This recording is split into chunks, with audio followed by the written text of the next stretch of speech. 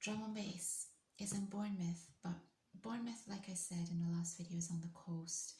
It's the drum and bass ride tomorrow. There haven't been many drum and bass rides in the UK this year because the DJ's been travelling.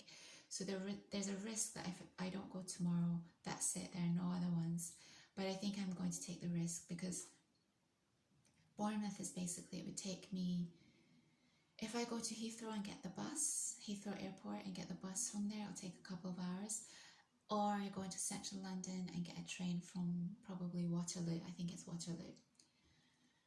And that's a mission in itself because it's not only the train journey there, but it's also the tube journey to get to Waterloo. I just don't have the bandwidth for the travelling, which is funny because if I knew it was somewhere in Europe tomorrow, I would be more willing to try because I always try. When I know it's the European rides, I always check tickets. So maybe it's because it's in the UK, maybe because Brighton, which is quite close to Bournemouth, has done me so dirty, I'm not willing to try the coast again.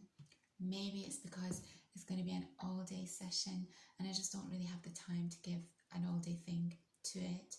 And maybe it's because it's in Bournemouth, and I think I went to Bournemouth last year or the year before, just for a day trip, just for myself, just to see what the vibe was like. And I felt like the vibe didn't really match me. So it's not somewhere, some of the houses, they were absolutely stunning and so pretty, and it's always nice to be near the water, but I just felt like it wasn't really my vibe. So, but I don't know, when it's a drum and bass ride, any place can be your vibe. Also, I was going back and watching the Zurich ride, and then I just went onto the Frankfurt ride as well. Someone had left a comment on the Frankfurt ride that had said, you know, in the German rides, and I've noticed this as well, in the German rides, because they're German, the Germans are very, very similar to the Japanese. They have all the roads blocked and they have all these people in fluorescent vests controlling traffic, and it's a little bit systematic, it's a lot controlled. It loses something about it. Interestingly, Zurich had that element of traffic control as well, not to the same extent as the Frankfurt ride, but Zurich was such a vibe. And someone had left this comment, and I thought this, to me, was 9 minutes were good. This was a perfect description of what Zurich was. Someone had said, Zurich is so gangster without being in the hood. And that's the feeling I got as well. They're so down, they're so cool, but there's nothing, they're very wholesome people. And I think that was the whole appeal of the Zurich ride. They seem like really cool and decent people, but they're so down. So back to this Frankfurt ride, I keep seeing these comments in German with people saying, you've just ruined the whole day, there's a lot of traffic build up and we had to detour, and why don't you go and do this elsewhere? And I'm just like, whoa, what happens to people when they lose that joy for music and they lose that joy for spontaneity and they lose that joy for cool things that are happening? When does that happen? When does that moment hit? What a shame. So I think this is a kind of difference between certain countries within Europe. Some people just find this kind of thing so cool, and others just find it a nuisance.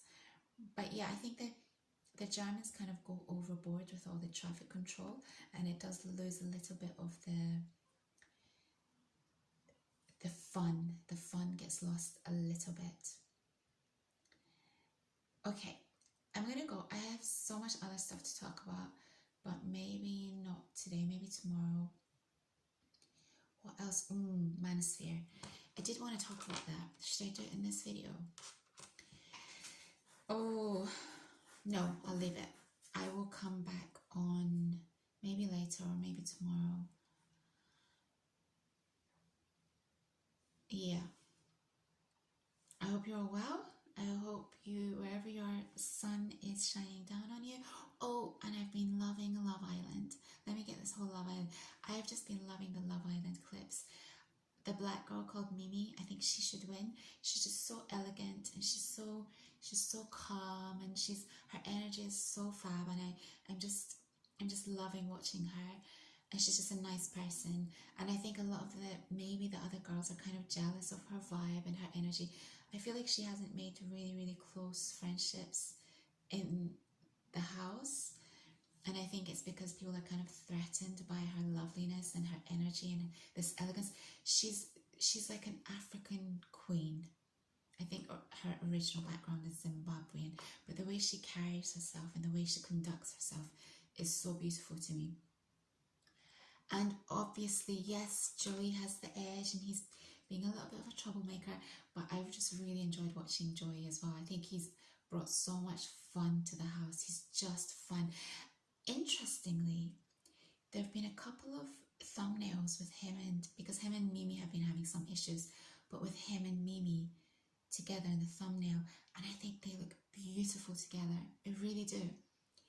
I don't think Joey's into black girls, and I'm not sure. I think Mimi could be into white guys, but I don't think Joey's into black girls, but they look beautiful together.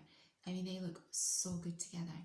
So I was like, does he keep coming for her? Because secretly, you know how sometimes that happens when guys are secretly into you and they tease you or annoy you, because I'm not sure. I think Joey probably maybe isn't into the girls with darker skin, but yeah, they look stunning together in these thumbnails. So, oh yeah, this is what I wanted to say. I think the reason I've enjoyed watching Love Island this year, originally I started watching the clips because of Joey Essex, but then it's because the people are normal. They've come across really well to me. Some of them have very normal jobs, and so they're more emotionally intelligent people, I think. They're more normal. And I think for that reason, I found it really easy to watch this year. Whereas in past seasons, they're not necessarily normal. And so there's not the same intelligence levels or the same emotional intelligence levels. What I've been impressed by is the way these guys talk to each other, and the way they can apologize after they've done something wrong, and the way they can just have these adult conversations, and they're so young. And yeah, I think these are the reasons Gen Z can be so impressive to me, because they have a better understanding, I think, of the way they communicate. And yeah, I'm here for it. I love it. I'm so excited about seeing what happens on Monday. Have a great weekend, guys. I'll see you tomorrow probably. Peace.